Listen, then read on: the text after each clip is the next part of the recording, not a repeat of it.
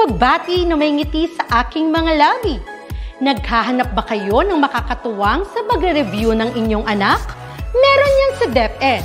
Ang ETUlay online tutorial ay libre at handog ng ating kagawaran sa pangunguna ng OUA ICTS EdTech. Ito ay isang proyektong makatutulong sa mga mag-aaral, katuwang ang mga magulang o kasama sa kani-kanilang tahanan para masagutan at maunawaan ang mga modules. Hangad din ng programang ETUlay ang matulungan ang ating mga guro sa kanilang mga blended learning classes. Ang ating ETUlay ay mula kinder hanggang senior high school. Bukod sa academics, meron din tayong mga special programs gaya ng All is Wellness, Reading and Math Remediation, Storytelling, Mommy Tech Talks, Classes sa Gramatika, Speech Class, Financial Literacy, at marami pang iba. Pinalawig din ng ETUlay ang ating Alive program para sa mga mag-aaral mula grade 1 hanggang grade 3. Gayun din ay mayroon tayong ALS program at SPED tutorials na makasisigurong makakamit ng lahat ang inclusive education. May SPED hotline na rin para sa inyong mga katanungan patungkol sa special education. Kaya, subaybayan mula Lunes hanggang Biyernes, mula 9:00 ng umaga hanggang 7:00 ng gabi ang ating ETUlay. Sa ating pagtutulungan, maiaangat natin ang bawat isa. Ating itutulay ang pagkatuto upang di mapigil ang pag-aaral ng kabataang Pilipino. Itulay natin ito, sulong edukalidad.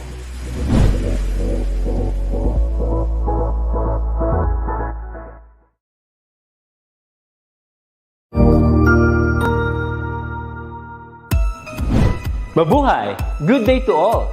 I am your tutor Madge. Welcome to ETUlay, a free online tutorial, an initiative of the Department of Education, Information and Communications Technology Service, Educational Technology Unit, ICTS EdTech. This program is aimed at helping and assisting learners from kindergarten, senior high school, ALS, Alive, and SPED learners. Aside from answering the modules, the ETUlay is offering programs which you will surely look forward to. Together with our parents and teachers, the ETUlay will bridge the gaps where difficulty and ease meet in learning new knowledge and skills. So, let us prepare our modules, pen and paper. Ready your mind to see and hear worthwhile and interesting lessons. Let us now study and learn, together with our volunteer online tutors. Tara na!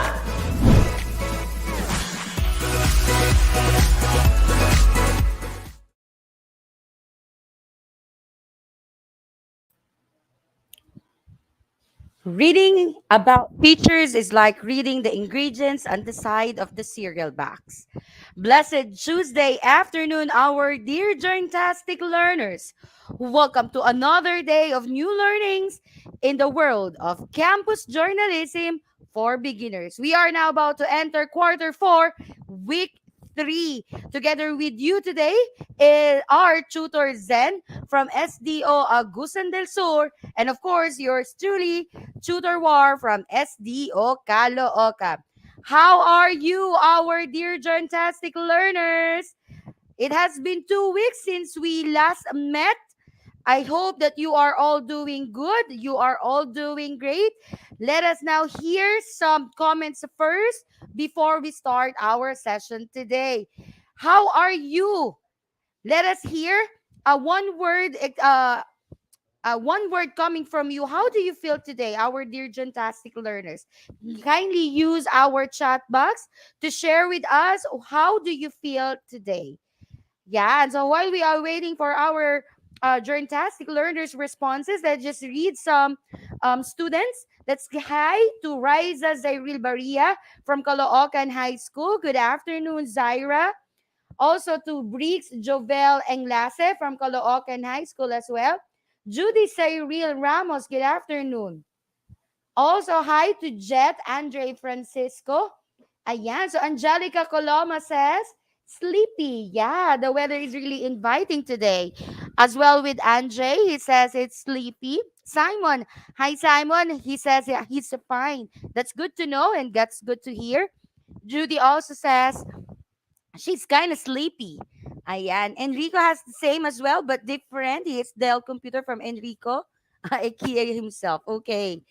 Ayan. So John Lloyd Escoton, good afternoon. Intrigue. Wow. Let's hear from Mark Julian. Why is he intrigued today? Nice. I'm also intrigued by the response of our journtastic learners today, especially with Marks. Ayan. So good afternoon. So I hope everybody is doing well. I hope everybody is excited with our session today. This is going to be a new day for new learnings, additional cap on your hat. Diba? Another feather on your hat rather. Ayan. So we will now be working on with our next part of the session. Okay, so for the quarter four, we are already done with the two lessons. Okay, we are done with lesson one, editorial writing, and lesson two, the column writing. And for today, I know some of you are really into this session, in this topic. We will be working with feature article. Ayan. So what is a feature writing is all about. But before that, let us now proceed with our objectives for today.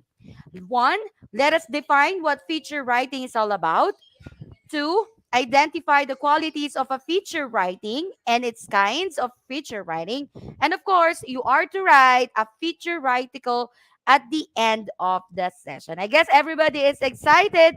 You will be given a chance to write your own feature article. So let us see into our chat box nga. If you are really excited, can you send us a heart emoji if you are excited to write your own feature article? So we are be waiting for your responses. Heart emoji, please, so that we will know. Or you just send or kindly just press the heart emoji into our chat box to let us know if you are really excited. Elizabeth, thank you for your hearts. Janelle as well. Rome, thank you for your hearts. Jody, thank you. Janice, Dave, Joanna, yeah. So we can see that everybody is excited to write their own feature article. But before that, let us have a quick recap of what transpired during the last session. So the last session was headed by Tutor Zen. Okay, so I hope that you have still remember the concepts, the topics about the tutors and has taught us about column writing. So identify if the following qualities are editorial or editorial column. Write one in your chat box if the answer is editorial, and two if it is the editorial column. Again, write one if the article or the definition is an editorial, and type in two into our chat box if it is an editorial column. I guess everybody is ready. Let us now have this short game. Number one, the writer uses his or her own personal style. Is it number one, editorial, or number two, editorial column? Let us see from our chat box. You may now type in your responses into our chat box. Ayan. So let's hear from your responses. Number one, if it's editorial. Number two, if it's an editorial column. Type in. Let's now use our chat box. Okay. Judy says number one. Okay. How about the others? How about the rest? Judy 1, Axel 1, Riza 1, Russell 1. Okay, let's see if that is really number one. Somehow it's kind of editorial, but because of the term his or her own personal style, that makes it as an editorial column. Okay, take note. His or her own style. That's why it becomes an editorial column.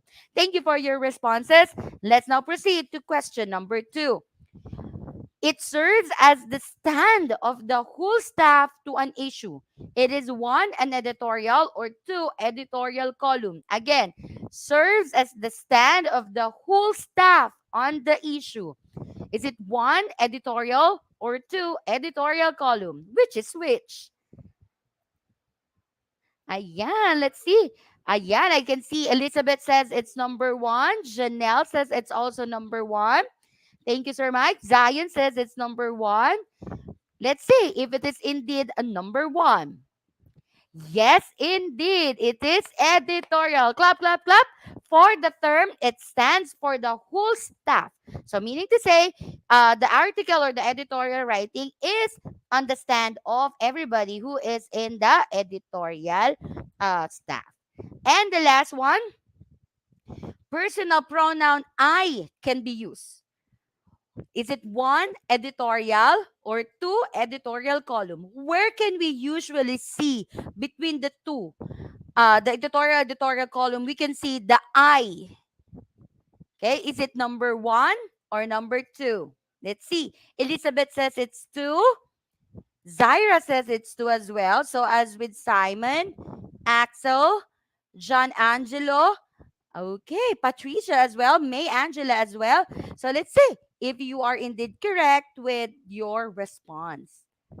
Very good. Clap, clap, clap again, our dear Jointastic learners, for a job well done. For that is already an editorial column. Again, remember that editorial itself, the editorial writing itself, would would tell us the stand of the whole staff, while on the editorial column, it is with the personal prerogative of the writer.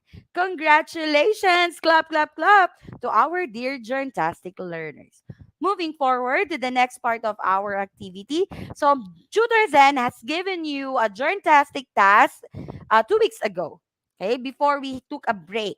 So, what was the activity all about? You are to cut out or capture or screenshot one sample of an editorial column. Then, you are to identify its type or kind and give a brief explanation on why your sample selected falls under that type.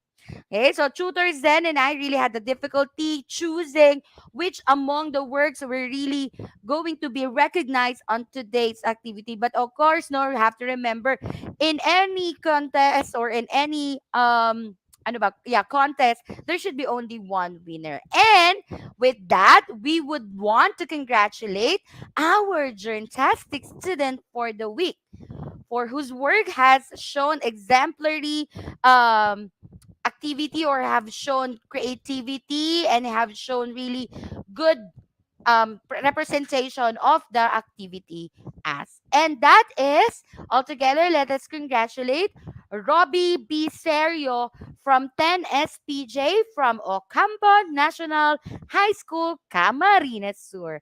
Again, let's give our clap clap to Robbie B.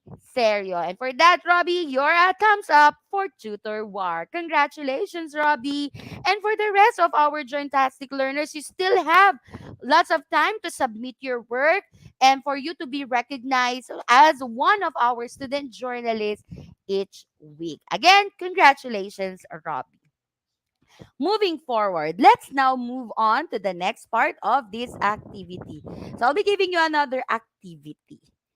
Ayan. So you will be seeing here pictures of students who are really enjoying the face-to-face or during the face-to-face class.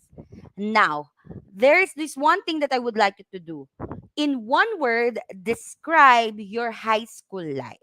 But you will not be typing your answer into our chat box. Instead, I will be asking you to go to menti.com and type in this code. Now, if you have your cell phones with you, you may just simply scan the QR code here so that you could enter to our Menti link. Again, please go now to our Menti link, or you can just simply scan this QR code for you to be able to answer the question or the activity that I have asked you a while ago.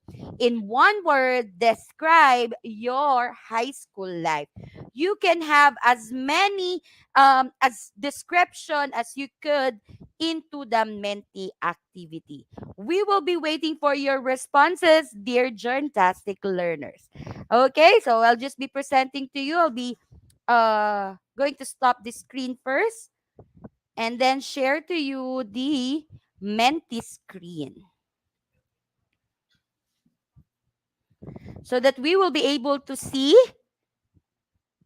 Ayan. So you can see now there are some people already working, typing in how do they describe their high school life. So we are encouraging everybody. Some already says it's unforgettable, very good, fun, depressing. Oh, but I know that you are excited with your with some of your activities with your work. Exhausting somehow, yes.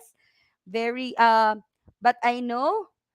Hey, but I know that you are still happy being with your friends despite the fact probably this is only in regards with activities given to you.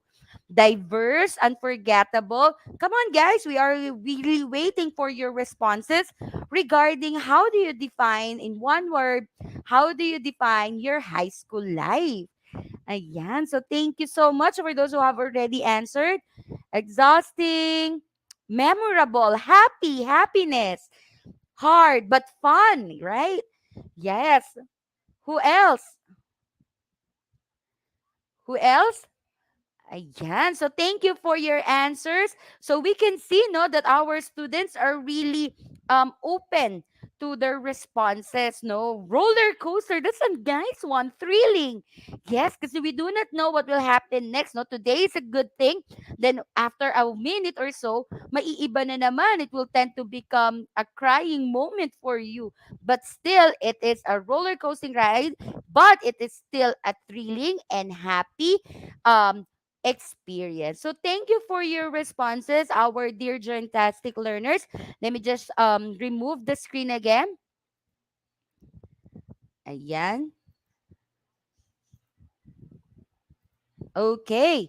So, thank you for your responses. No, congratulations.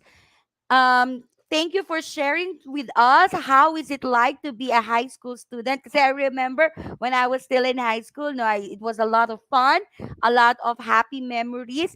Though some may be exhausting, no, it may be the activities, the assignments may be too tedious, but of course, it is really a fun phase of my life. Now, since you have given me some words that basically describe how is it like to be a high school student, these words are very important with regards with feature writing.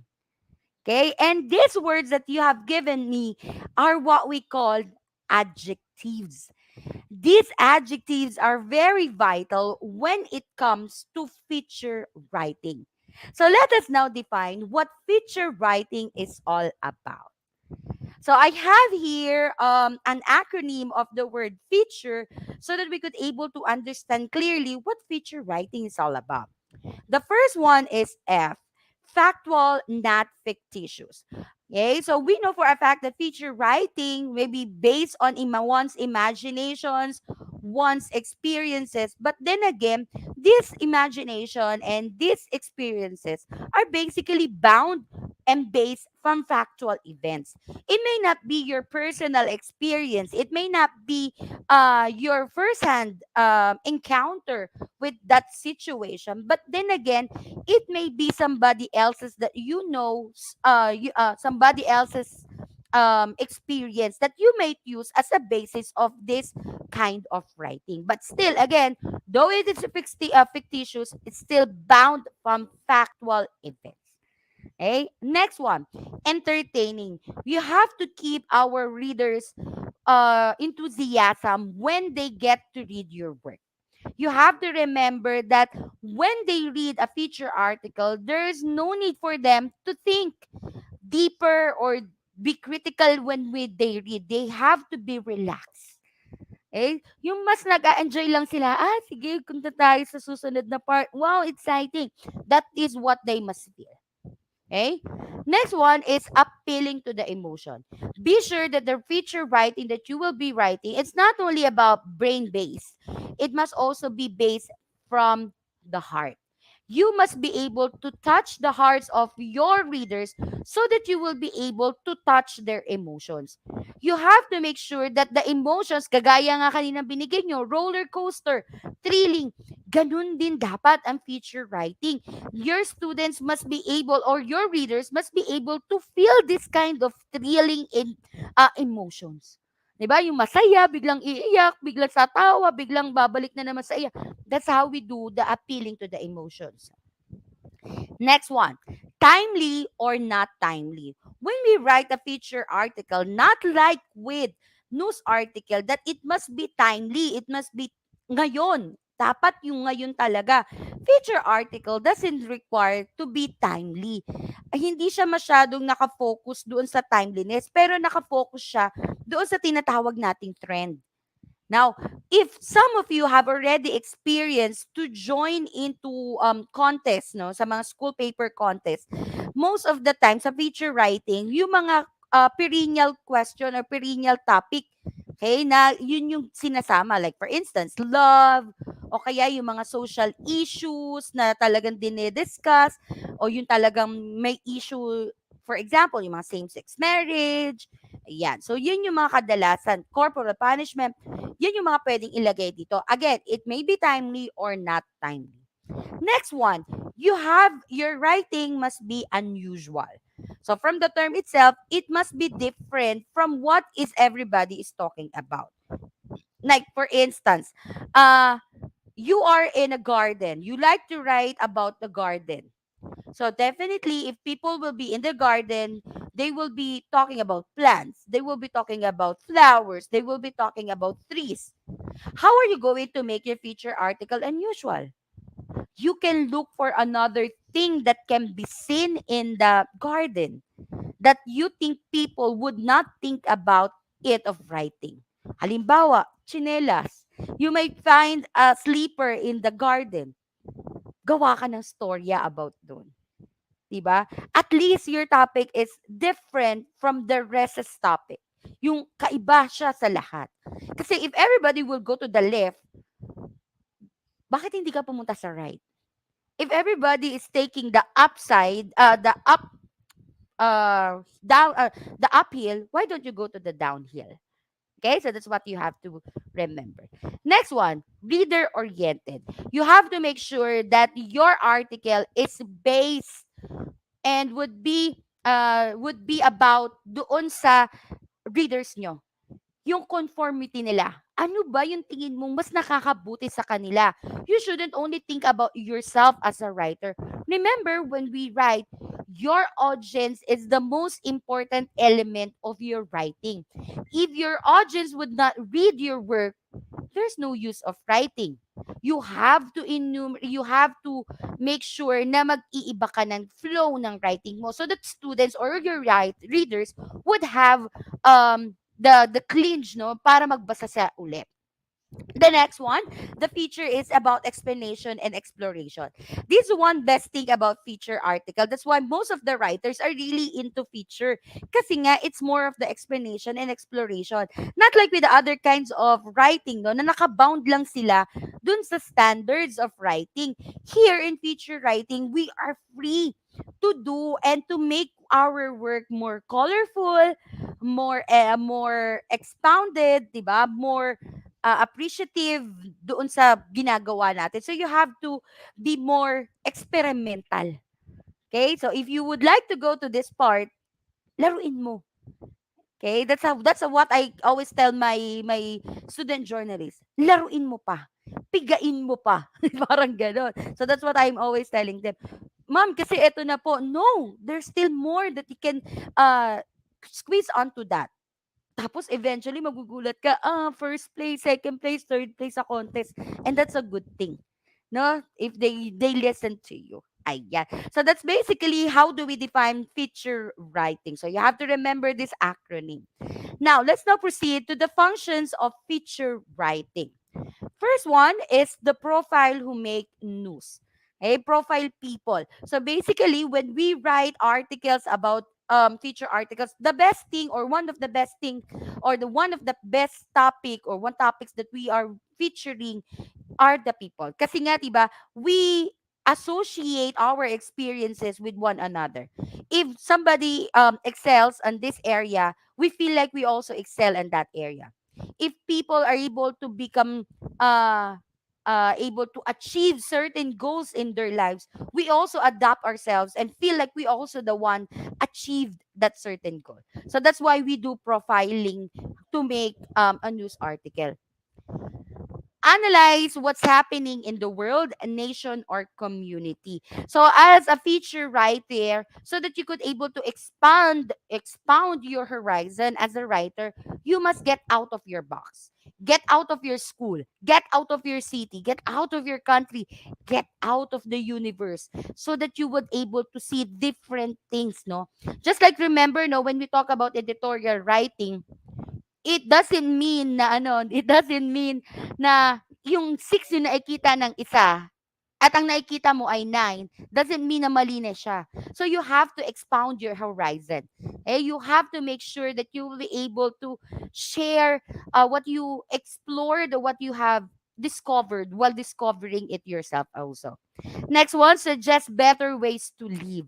So, fun feature writing also gives us some tips about life. So, if you can see, no, with your newspaper articles, you can see na may mga tips about life, tips about how to not be stressed, become not too stressful about life, so on and so forth. So, yun yun. Hi, teachers, and we are missing you today. Pasok ka na. Teach an audience how to do something. So, same thing then, no? We are teaching our students, our readers, to become productive. There are some step-by-step things pwedeng ginagamit niya, how to cook meal, or pwede rin how to become a successful individual, so on and so forth. Next one, examine trends. So just like what I have mentioned to you at the beginning, no, feature writing basically focus on the trends. What is in, what is not, what is hip and what is not.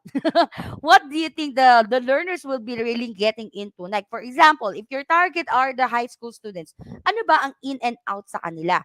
So you have to make sure as writer na alam mo yung in and outs. Okay? You have to explore, investigate, ayan. Explain events that move off the shape the news. Okay, so again, ganun pa rin siya. You have to expound clearly what's the objective, what's the reason why a certain event is happening, so on and so forth, so that your readers would able to understand and get into you what you would like to pertain to, or what you would like them to learn from a certain event. Next one po is to entertain. So again, a feature writing doesn't need to be critically, you don't need to have a critical thinking for you to understand. Dapat lang to, relax lang, enthusiasm lang sila, may enthusiastic sila when they work. Okay? Next one. So I hope that I'm getting into you. Sana hindi ako ganun kabilis. I hope that you are still keeping a pace with me. Now, let's now work on to what we call the feature story. Feature story is a news story written like a piece of short fiction. So it's kind of like story, it's a news article, but then again, you write it in a form of fiction manner. Okay? So what are the qualities of a feature story? One, it deals with any topic. Okay? Any topic will do. Okay, wait lang po. Okay? It usually entertains more often than it informs, instruct, or advise. So remember, we will still go back to what's the purpose of feature writing. It's about entertainment. No? Aside from, of course, it gives information, instruct, and advice, but basically, it gives the audience time to relax and enjoy whatever they are writing or what they are reading. Next one. It may be long or short as long as it covers the subject adequately and keep it interesting to the readers. Again, regardless of how long or how short it is, as long as you would be able to keep the interest and the enthusiasm of your readers from the beginning until to the end of the topic, yun yung dapat na mahalaga when it comes to feature writing. Okay? So, I know some of you are bookworms. I know some of you are really fond of reading novels and fictional articles, no? You know what I mean. Yung ayaw mong bitiwan. No, just like with if you are into K-dramas, 'di ba? Kapag may series kang pinanonood, you don't want to let go of the next series kasi baka may ma-miss out ka. So same thing din dito. That's what you need to aim. Okay? As a feature writers, this is what you need to aim. Dapat hindi bibitiw ang audience nyo, ang readers nyo doon sa binabasa nila. Next one. It could be formal or informal and written in any form and style but well organized. Again, coherency pa rin tayo. Just like what we have in the news article, it must be coherent from the most important one to the least important one. Okay? Or sometimes kasi with the feature writers, depending pa rin on the style of the reader or of the writer. Minsan, dito siya sa unahan, tapos bababa yung tone niya sa gitna, pero bubulusok pagdating sa dulo. So that's how you are working with your feature articles. Again, it is still based from facts, even if it is fictitiously written. Next, it is written in ascending interest. So just like what we have a while ago, mula sa the most important or the most interesting topic until to the least. Okay? And of course, sometimes it begins with a novelty lead. Okay? So since we are talking about feature story, that's why it must start with a novelty lead. So pag sinabi natin novelty lead, it could be a short narrative, it could be in a form of one word, okay? One word lead. And so that's how you do the novelty lead. Now, moving forward, are you still with me? Sige nga, let me see a heart button. A heart button if you are still with me. Ayan. So I know that the weather is really inviting us to sleep, but I hope that you are still with us as we progress into the next part of our session today. Thank you for your hearts. Axel, Elizabeth, Carl, Rainiel, Janice, Kia, thank you so much. Joaquin. Ayan. So these are your kinds of feature story. We have here a human interest feature. So this is a story that involves people and their troubles, failures, and successes. So this is where we basically see, no, ito yung sinasabi ko kanina that we able to adapt ourselves, our situations to the situation of those who have succeeded in life. So dito pumapasok yan. So halimbawa, if one is being awarded as the top student or even yung mga nag-top sa mga bar exams or sa mga licensures exams, ayan siya. So nag-a-adapt tayo doon. If he or she can able to do it, tayo din, we can also able to do it. So yun yung human interest. You were able to get yung parte ng success nila and how they were able to surpass these failures. Okay, moving forward. Personality feature or what we call the character sketch. So it offers a semi-biographical account of a newsworthy person and usually comes from interview. So ito yung character sketch, no? So it features a person, popular or not, rich or not, which has done something exemplary in his field. Okay, pwedeng yung mga boxers, yung mga sportsmen, pwede din yung mga journalists, pwede din yung mga students, pwedeng mga teachers. Anyone, regardless of the economic status nila, regardless of the age, regardless of the gender, as long as it is a newsworthy article or it's a newsworthy person, tinatanggap under the personality feature. Okay? O, if you have your newspaper with you, minsan pinifeature natin dyan yung mga librarian, na minsan hindi natin napapansin, nandun pala sila. Minsan, na-feature natin yung mga ate kuya, yung mga nasa canteen workers, yung mga nasa janitorial staff. So, ito yun. Ito yung mga taong di natin nakikita. Sometimes, we also feature yung mga nakikita mo na lagi. Alimbawa, sa school, yung mga tricycle driver na lagi nakatambay dun sa tapat ng school mo. So, yun yun. Pwede nyo siya ipasok. As long as it's newsworthy, ha? Make sure na dapat interesting din yung story nila. Next one. Historical feature. It narrates the evolution of something like the name of the particular place, origin of the celebration, and others. So, minsan to nilalagay ito, halimbawa kapag Independence Day, ayan, minsan nilalagay ito kapag, anong tawag doon, yung anniversary ng isang city, yung cityhood anniversary nila. So, that's how we do the historical feature. Okay? Next one is the travelogue. So it's a combination of personal experience and descriptive features. Ayan. So basically, while you travel, you learn, you discover things, and of course, you describe your personal account on what you are seeing or what you are trying to feature. Ayan. So thank you mga anak for keeping still with us. Yeah. Moving forward, another one and the last one is what we call the news feature. This one is very common, no? Especially during the national press conference, minsan kadalas, hindi na pala minsan, most of the time, eto minsan na binibigay. So, dapat, kapag lalaban tayo sa feature, sa news, no, kailangan pag-aralan natin to. It takes materials from recent events. Unlike news story, its focus is less on information but on deeper meaning of the incident. Ayan, according to Carlo Miguel, nakasulat na po ako ng travelogue. Ay, that's good to hear, Carlo. That's good. Ayan. So, this one with the feature article, no, with the news feature, nakafocus tayo on the background information but not much on the details the the news article. Not much. Though ipipresent natin yung WH questions, but the background story, yung mga backtrack story, yun yung mas binibigyang alaga with the news feature.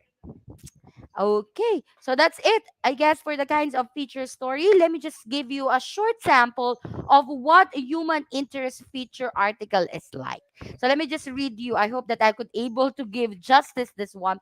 So this is an article from Marilyn Sanchez, a first place feature writing during the national NSPC 1999. Let's see. So I hope I could able to give justice on this one. The title, of course, is A Life That Was Never Was. A Life That Never Was. Come to me, Mama. Come, touch me, and feel my pain. Don't be afraid now, Mama. You weren't when you killed me. Here, touch this. You can feel it now, Mama. The excruciating pain that consumes my helpless body. You inflicted that, remember? Look at my body. Now a mass of rotting flesh and coagulated blood that dredged of what was a tiny human body. A body that was soft, with a tiny head matted with the sheen of baby hair. You see, I had long lashes just like Dad's. My sensitive mouth was just like yours. And here are my ears, which heard your quickening heartbeat when you're afraid. I could have been a wonderful child if you have let me live. I could have been a baby boy, just what Daddy wanted.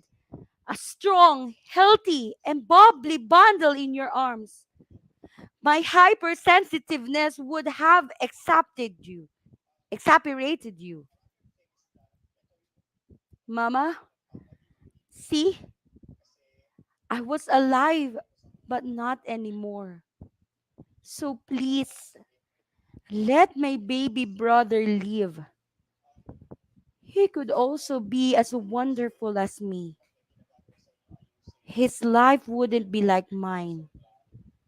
A life that never was. So I hope that you have really gotten into the story that we have read, no? Me as a parent, it was really, when I read this last night, I was really it broke my, I don't know, heart.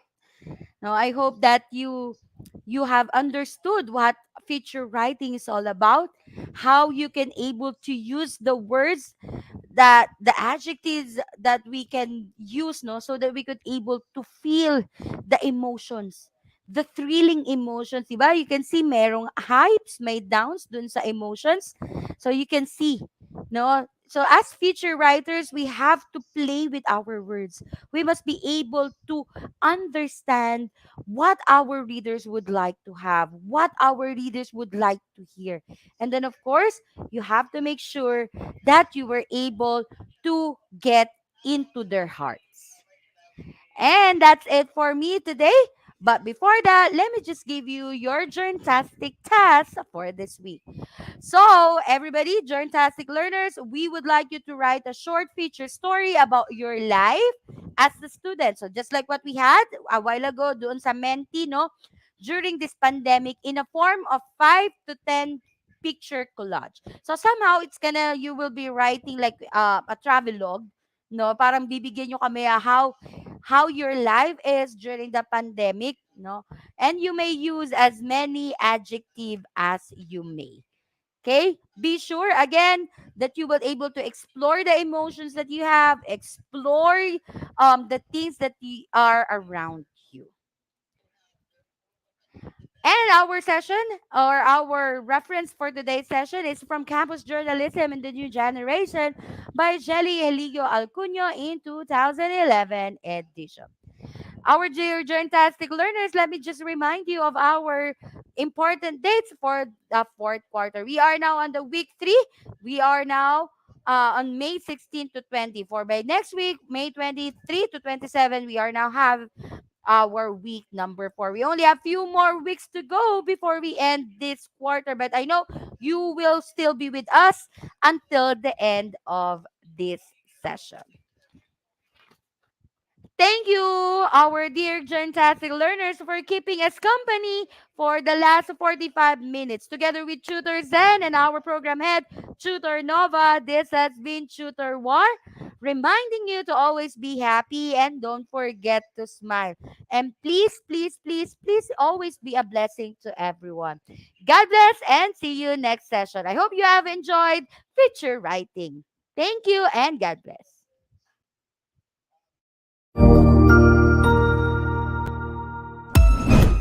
Ang husay naman! Natapos mo ang iyong tutorial session kasama ang iyong mahusay na ETUlay tutor. May bago ka bang natutuhan? I-share na yan gamit ang hashtag #ETUlayLevelUp. Huwag aalis ha dahil may susunod pang programa na pwede mo ring panoorin at salihan dahil naghihintay na ang iyong mga tutors. Happy learning dito sa ETUlay!